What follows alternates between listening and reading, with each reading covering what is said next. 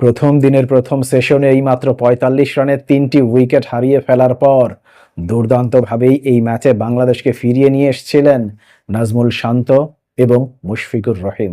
যে কারণে আমাদের সবারই স্বপ্ন ছিল, আমাদের সবারই প্রত্যাশা ছিল হয়তোবা এই দুই ব্যাটারের দুর্দান্ত এই পার্টনারশিপের উপর ভর করে দ্বিতীয় দিনেও বাংলাদেশ দুর্দান্ত ব্যাটিং করবে এবং হয়তোবা বাংলাদেশ নিজেদের প্রথম ইনিংসে ৬০০ কিংবা তার চাইতে বেশি রান করতে সক্ষম হবে এবং এই দুই ব্যাটারও ডাবল সেঞ্চুরির দেখা পাবেন এবং এই দুই ব্যাটারের পদাঙ্ক অনুসরণ করে পরবর্তীতে যারা ব্যাটিং করতে আসবেন তারাও হয়তোবা রানের ফোয়ারা ছড়াবেন।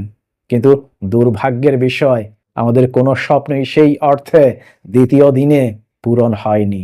অর্থাৎ বাংলাদেশের রান ৬০০+ হয়নি, আমাদের কোনো ব্যাটারই ডাবল সেঞ্চুরির দেখা পাননি, এমনকি পরবর্তীতে দুর্দান্ত ব্যাটিং করতে থাকা লিটন কুমার দাসও সেঞ্চুরির দেখা পাননি। অর্থাৎ অনেক স্বপ্ন থাকার পরেও শেষ পর্যন্ত খানিকটা দুঃস্বপ্নের মধ্য দিয়েই দ্বিতীয় দিন শেষ করলো বাংলাদেশ এবং দ্বিতীয় দিন শেষে বাংলাদেশের সংগ্রহ দাঁড়ালো ৯ উইকেটের বিনিময়ে ৪৮৪ রান। আমরা যদি প্রথমেই নাজমুল শান্তর ইনিংসের দিকে তাকাই তাহলে কি দেখতে পাই?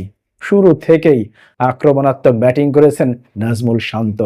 কখনো ব্যাকফুটে গিয়ে দুর্দান্ত পাঞ্চ, আবার কখনো ডাউন দ্য উইকেটে গিয়ে বোলারের মাথার উপর দিয়ে মারা, আবার কখনো হাঁটু গেড়ে দুর্দান্ত সব সুইপ শট। অর্থাৎ মোহনীয় এবং দুর্দান্ত সব শটে পুরো ক্রিকেট বিশ্বকেই মাতিয়ে রেখেছিলেন নাজমুল শান্ত। যে কারণে আমাদের সবারই প্রত্যাশা ছিল হয়তোবা নাজমুল শান্ত নিজের টেস্ট ক্যারিয়ারের প্রথম ডাবল সেঞ্চুরির দেখা পাবেন। কিন্তু ১৪৮ রান করার পর হঠাৎ করেই তিনি অ্যাঞ্জেলো ম্যাথিউসের একটা দুর্দান্ত ক্যাচে পরাস্ত হয়ে প্যাভিলিয়নের পথ ধরতে বাধ্য হন। পরবর্তীতে অবশ্যই আমাদের সবার স্বপ্ন ছিল মুশফিকুর রহিমকে নিয়ে, বিশেষ করে যে ধরনের সাবধানী ইনিংস তিনি খেলছিলেন তাতে করে আমাদের প্রত্যাশা ছিল মুশফিকুর রহিম হয়তোবা টেস্ট ক্যারিয়ারে নিজের চতুর্থ ডাবল সেঞ্চুরির দেখা পাবেন। বিশেষ করে সর্বশেষ ১৩ ইনিংসে যে ধরনের স্ট্রাগলের মধ্য দিয়ে যাচ্ছিলেন মুশফিকুর রহিম, তাতে করে দুর্দান্তভাবেই এই ম্যাচের মধ্য দিয়ে আবার সেই পুরনো ফর্ম ফিরে পেয়েছিলেন মুশফিকুর রহিম এবং যেভাবে ব্যাটিং করছিলেন তাতে করে মনেই হচ্ছিল মুশফিকুর রহিম টেস্ট ক্যারিয়ারের চতুর্থ ডাবল সেঞ্চুরি দেখা পাবেনি। এমনকি যে মাঠে খেলা হচ্ছে অর্থাৎ গলের এই মাঠেই যেহেতু টেস্ট ক্রিকেটে নিজের প্রথম ডাবল সেঞ্চুরির দেখা পেয়েছিলেন এবং প্রিয় প্রতিপক্ষও যেহেতু এই শ্রীলঙ্কা, সেহেতু সব দিক মিলিয়ে আমাদের প্রত্যাশা ছিল মুশফিক আবারও ডাবল সেঞ্চুরির দেখা পাবেন।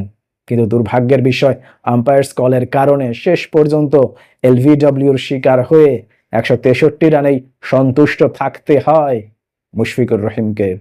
পরবর্তীতে লিটন কুমার দাস, তিনি যেদিন ব্যাটিং করেন সেদিন নিশ্চিতভাবেই আপনি মন প্রাণ ভরে তার ব্যাটিং উপভোগ করবেন।